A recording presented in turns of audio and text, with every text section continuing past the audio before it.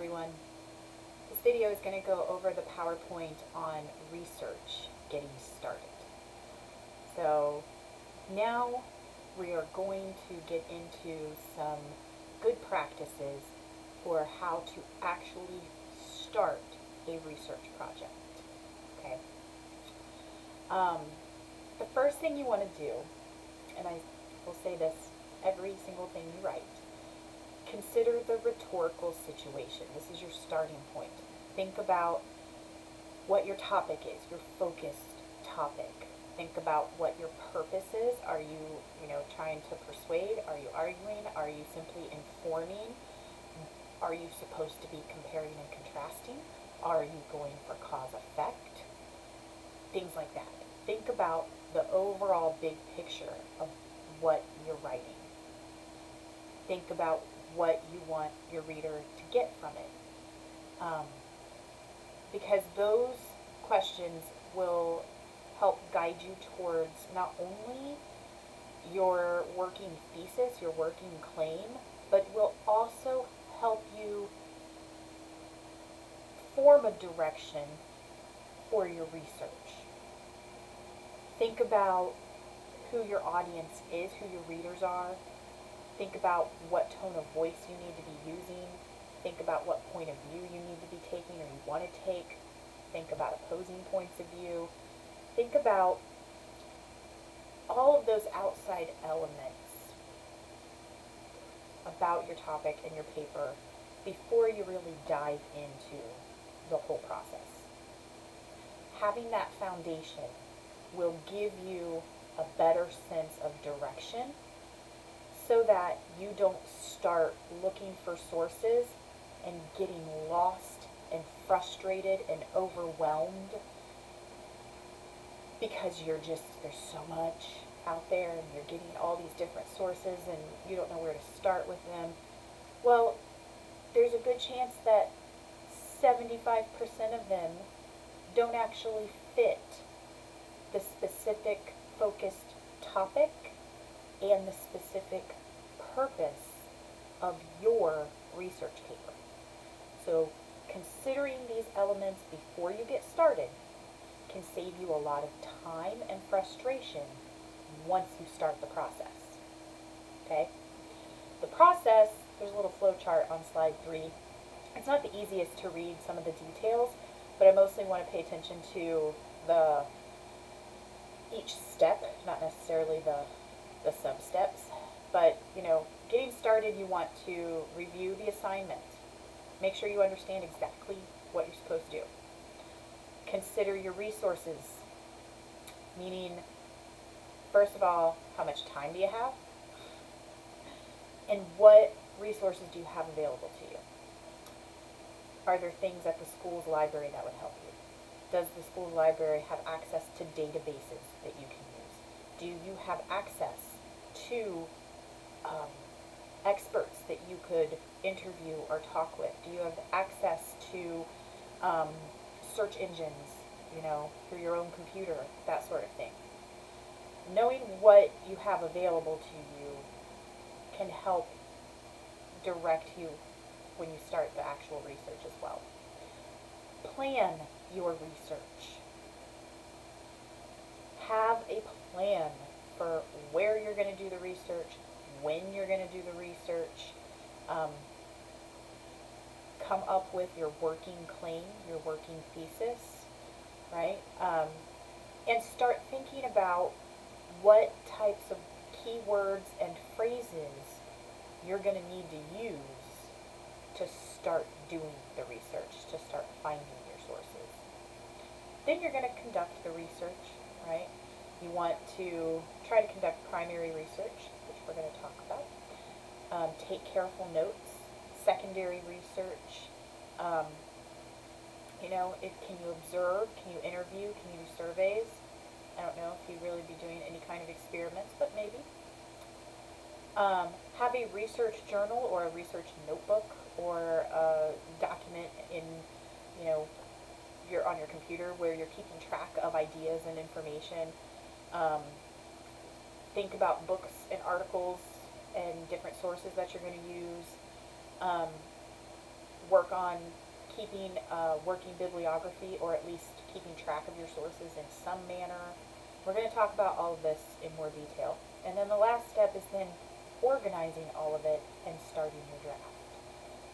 Don't try to do it all at the same time.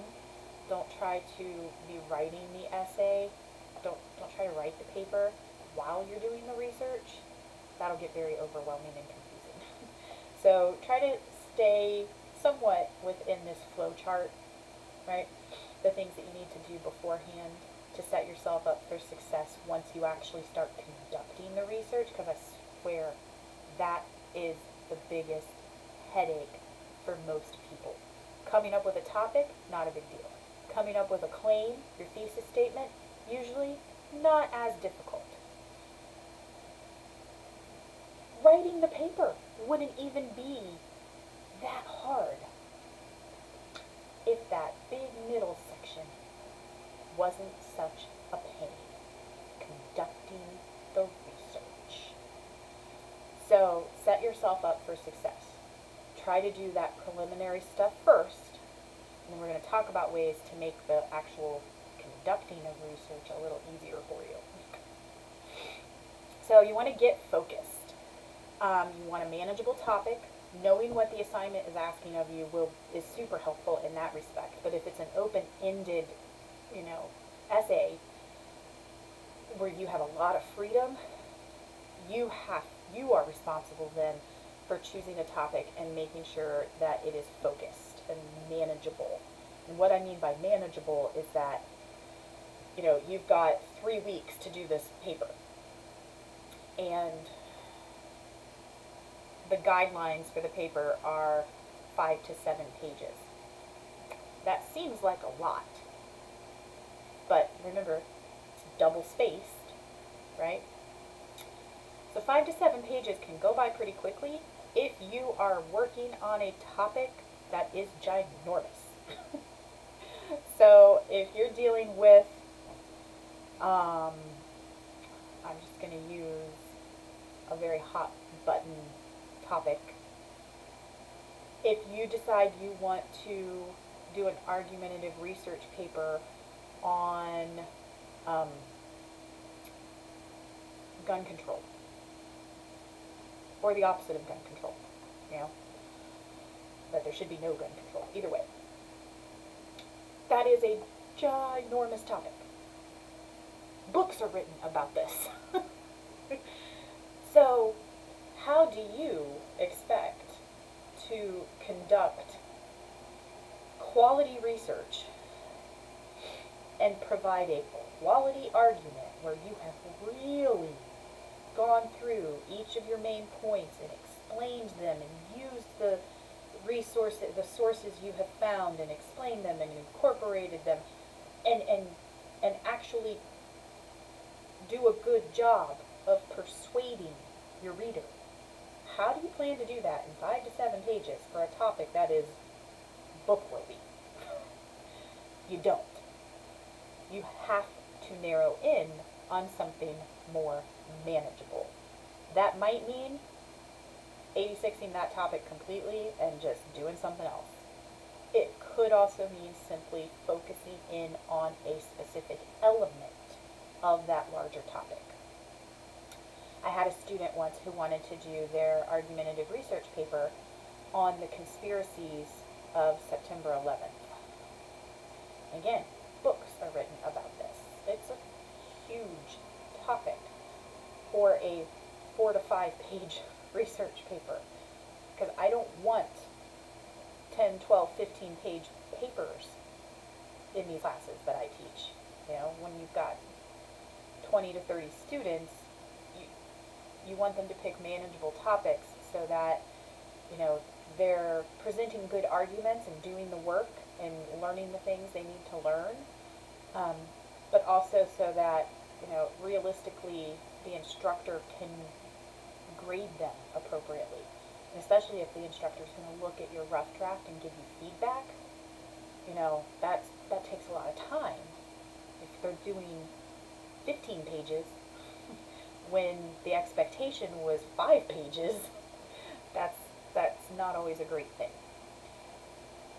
So pay attention to the guidelines for the page numbers. In some instructors, it is just a guideline. And then some will set a minimum and a maximum. You know, the guideline is 5 to 7 pages, but do not go below 4 and do not go over 8. Something like that. Keep that in mind. But he wanted to do it on the conspiracies surrounding September 11th. And it was like, oh no, that's too much. And so we sat and we did some pre-writing activities together. We did some clustering.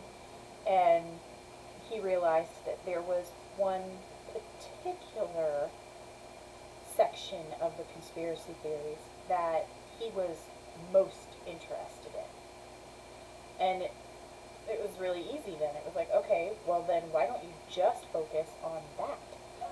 Instead of this ginormous topic, why don't you narrow in on a specific element of it that is way more manageable, way more focused, and you'll actually stand a better chance of convincing me, as opposed to just giving this very topical treatment to a huge topic, right? So, read about your topic, you know, go to the internet, use those resources to help you narrow in on something more manageable. Brainstorm research questions, develop a working thesis. That is where you want to start. That will help you get focused, because having focus makes the rest of the process so much easier. Then you want to think about what sources you want to use and what sources you have available to you. Are you able to use primary sources? And primary sources are first-hand information, straight from the horse's mouth.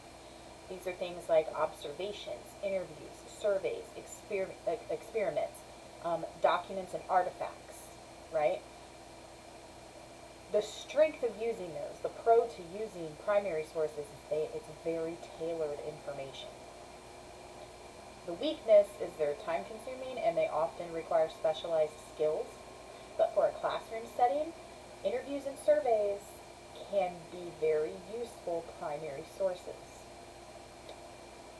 Secondary sources are what we typically think of when we are told we have to do a research paper. These are one step removed from primary sources. So these are scholarly studies, journal articles, documentaries. The strength of these sources, the pro to using secondary sources, is it is usually very quality information, and it's usually from an expert, so you get an expert perspective and analysis. If we're dealing with like scholarly studies and journal articles, they are often peer reviewed, which means the authors and the information are credible and reliable.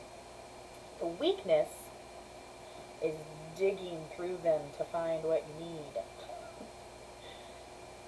Digging through them to find something that actually relates to your focused topic.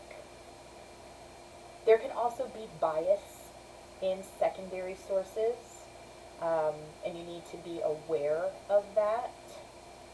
A bias means, you know, they clearly have a point of view, they clearly have an agenda. You know, for instance, you know, if you're trying to read an article about a specific politician, right? And maybe you're looking up stuff about this politician for something that's not totally political, but they're involved in some aspect of your topic. And you might come across journal articles where that politician is made out to be a saint, or the opposite, like they're a horrible person. And it turns out that that publication or that author has a very clear bias. And you need to be aware of that. That doesn't mean you cannot use the source, but you have to use those sources very carefully, and you probably want to clarify the bias in your essay when you refer to that source. The best bet, though, is to not use sources that are clearly biased in that way. The secondary sources is usually the bread and butter of a research project. Then there's tertiary sources. These are reports of research. um, Someone did research and they published the results, and then someone else wrote an article that summarized or detailed those results, and that's what you're reading instead of the original, right? Magazines, Wikipedia, things like that. The pro to using those kinds of sources is that they're easy to find and easy to read. The weakness is that they are so distant from the original source of information that there's a big possibility of error and you cannot trust the reliability. They can, however, be a good starting point. I always tell students, you really want to refrain from using Wikipedia as an actual source in your research papers, because anybody can go in and make a Wikipedia entry, or you cannot trust that the entry itself is fully accurate. But typically, at the bottom of a Wikipedia entry are references, right? So the Wikipedia entry itself can give you an overall idea about a topic, right? It can give you a good starting point, some good background information. At the bottom of the entry, where the references are listed, those references might be sources that you could use. They could very well be credible resources that you could then go to. You could go to that article and read it and use it. And then you're using the article, not the Wikipedia entry, right? So understand those sources. If you have access to any type of primary source, try to use it. If you can do a survey, if you can do an interview, do it. Secondary sources are where the majority of your sources are going to come from, but just be aware that it can be frustrating trying to sift through secondary sources to find what you need, and they can come with bias. Okay? We're going to talk about how to make the digging a little easier here in just a few minutes. Tertiary sources, good starting point, probably not what you want to use in the actual essay though. You want to develop a research plan, right?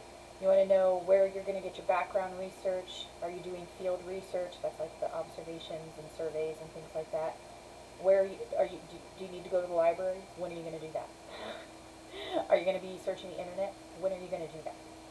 Get organized to do the research. You need to establish what you need to do first, when, how much time you're going to need, how much effort is going to be put into each part of this process.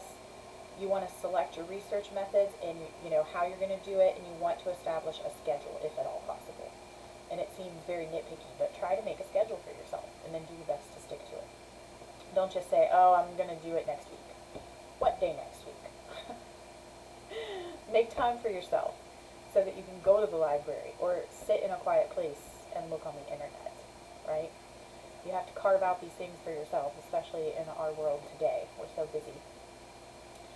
I want to skip down to slide 8. So this is where we start getting into ways to make the digging easier. Sifting through secondary sources to find what you need. Conducting effective keyword searches. Choose your keywords carefully. Brainstorm a list of possible keywords that you could use to search for sources on your topic.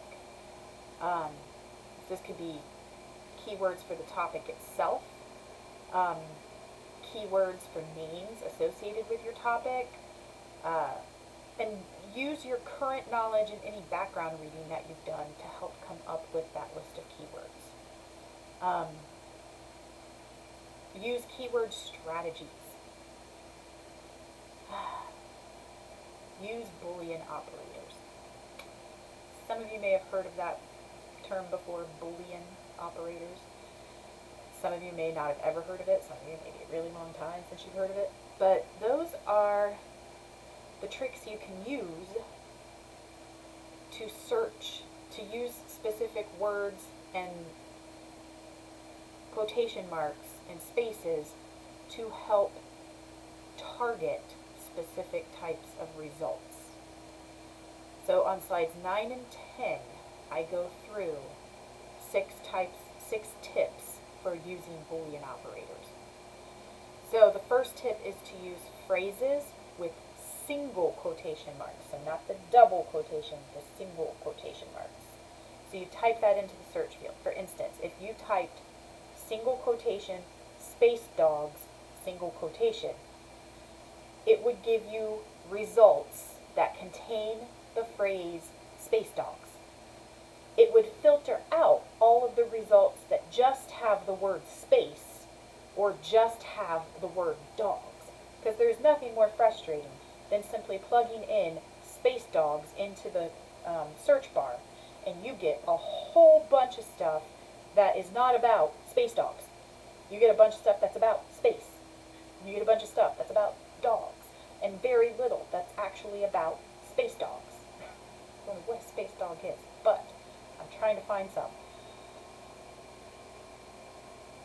And that limited number of actual space dog results, who knows where they are on the list? Or, you know, like if you're doing Google, is it on page 5, page 20 of our search results? Because there were so many other popular results with just space and just dogs that it drowned out what we actually needed. And I know that that is one of the things that causes frustration in research. It is one of the things that makes students want to give up, is because they feel like they just can't find what they're looking for. So use these to your advantage. Single quotes, right? That way you make sure you get that phrase, not just each individual word. You can use the word and. This is tip 2, all capital, A-N-D, capital letters. So you want to find a document that contains a pair of words that might not be in sequence. It's not space dogs. Type the words separated by the word and in all caps. So for example, if I type space and dogs, it'll give me pages that contain space, dogs, and space dogs. So notice that's a different purpose than what tip 1 was, with using the single quotation marks to only get space dogs together. I might be searching a phrase, or might have a topic where, you know, I might want to see results that have these 2 words side by side. But I also, it's a very specific set of words, so I also want results with just one or the other. So I get space, dogs, and space dogs. I can do or in all caps, right?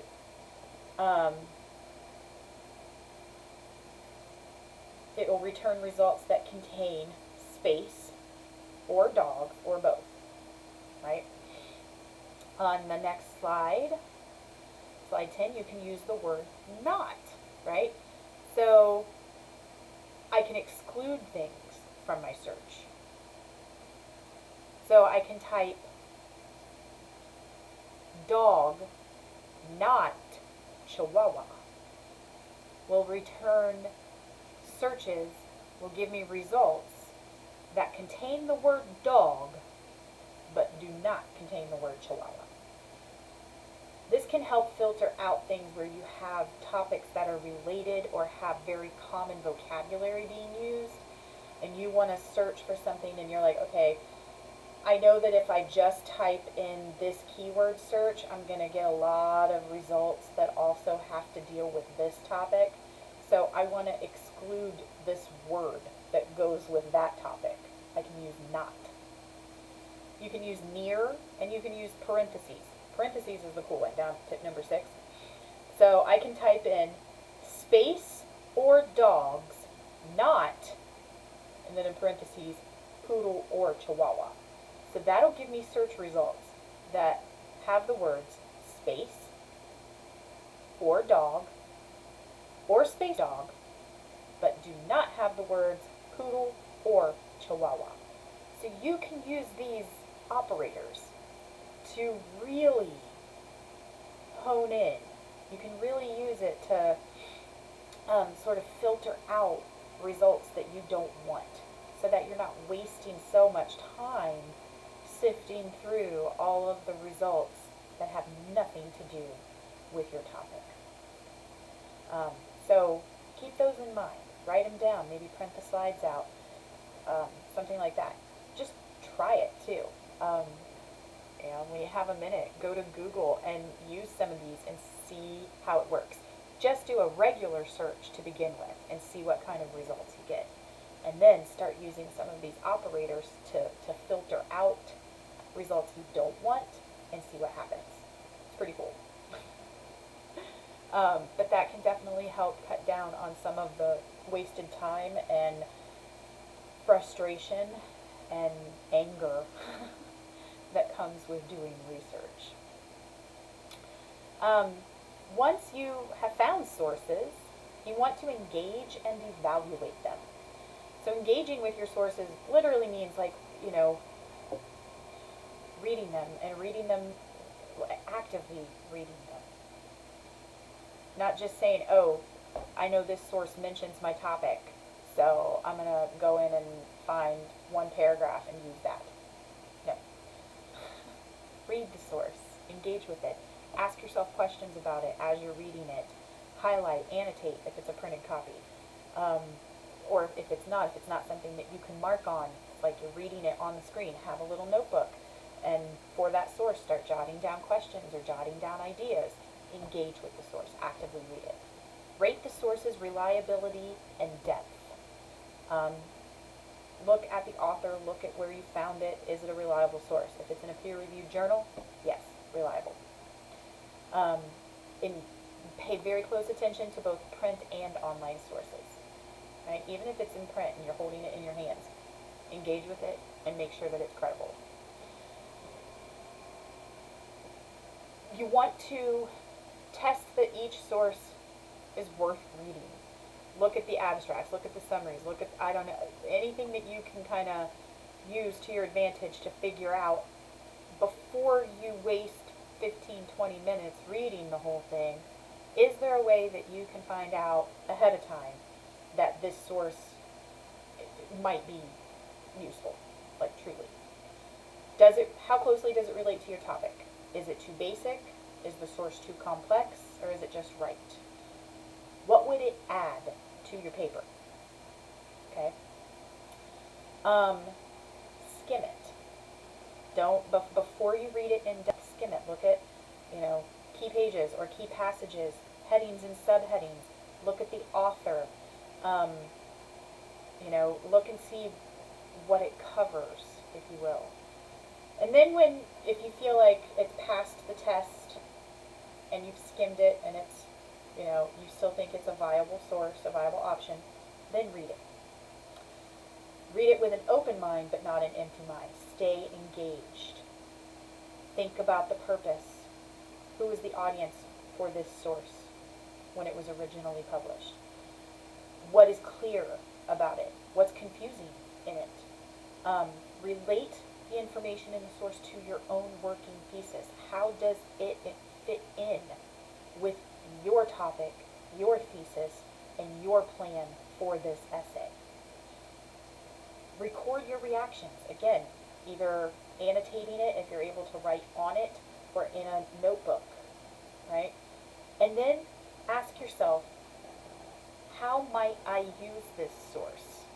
What part of my argument or what part of my paper do I envision this information being referred to? And then use that source to look for leads to other sources, right? Use reference lists and bibliographies to your advantage, right? Because they can lead you to bigger and better sources, or just additional ones. Maybe not bigger, maybe not better, just more.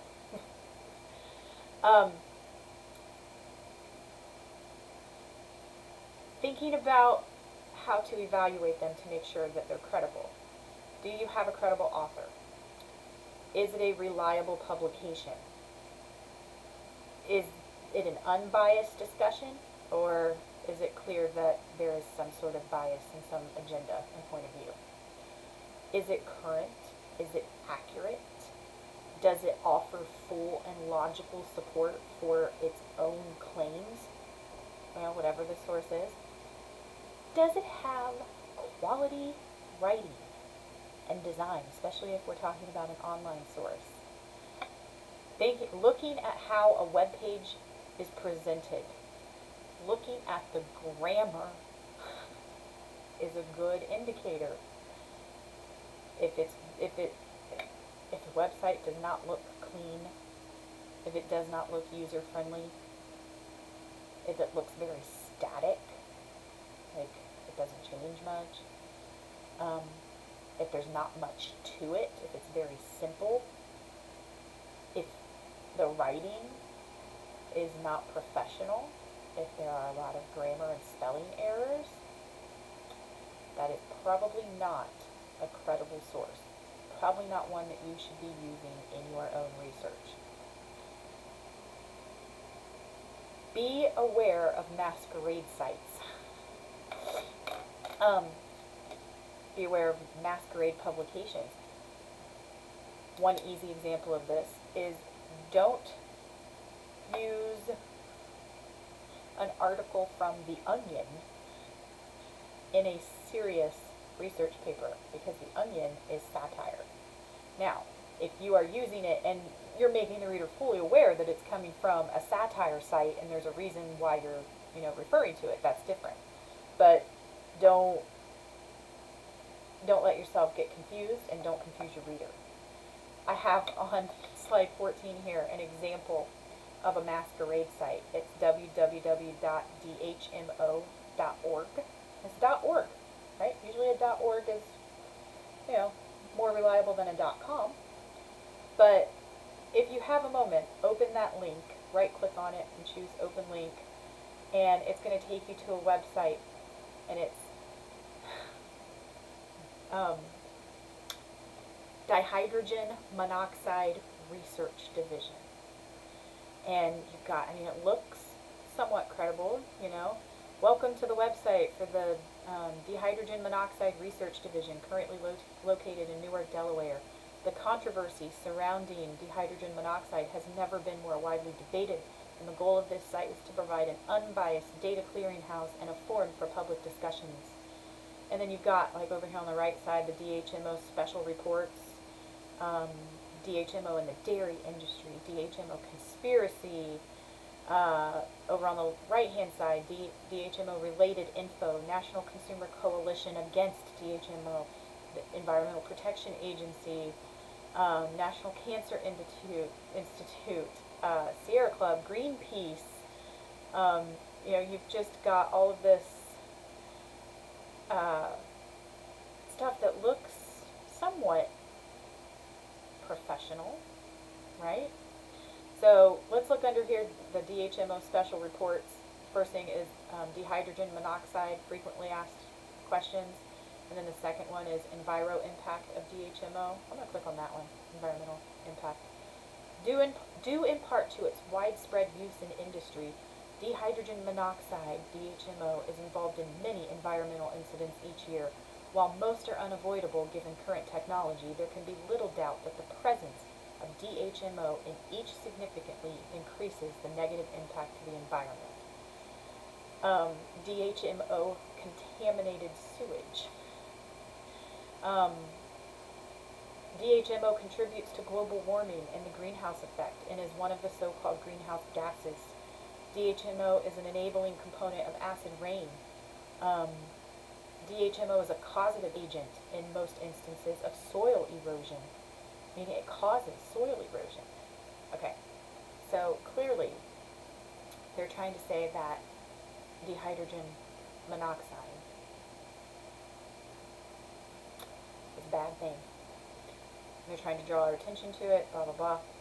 And it seems like, if you were doing a research paper on DHMO, you could come here and you could use this list for all the bad things that DHMO is at least partially responsible for, right?